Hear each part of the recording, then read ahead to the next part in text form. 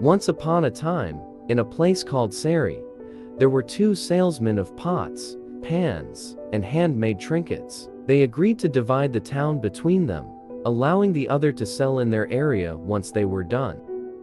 One day, while one of the salesmen was walking down a street, a poor little girl saw him and asked her grandmother to buy her a bracelet. The old grandmother replied, "How can we, poor as we are, afford a bracelet?" The little girl said, "Since we don't have any money, perhaps we can trade our black, sooty old plate."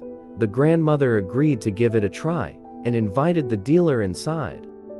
The salesman saw that the family was very poor and innocent, so he didn't want to waste his time. Despite the old woman's pleas, he said he had no bracelet they could afford. When she offered the old plate in exchange, he reluctantly examined it. As he scratched the bottom, he was shocked to discover that it was made of gold beneath the soot. However, he hid his surprise and deceitfully said, "This plate is worthless, not worth even one bracelet. I don't want it." He left, planning to return later to get the plate for next to nothing.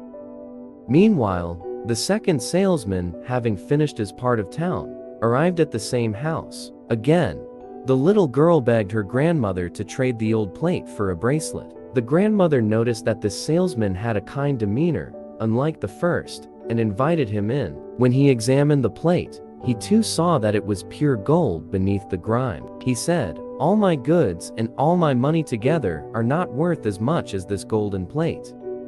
The old woman was shocked, but grateful for his honesty. She agreed to accept whatever he could trade for it. The salesman said, "I'll give you all my pots, pans, and trinkets, plus all my money, if you will let me keep just 8 coins and my balance scale with its cover to hold the golden plate." They made the trade. He went to the river and paid the 8 coins to the ferryman to take him across.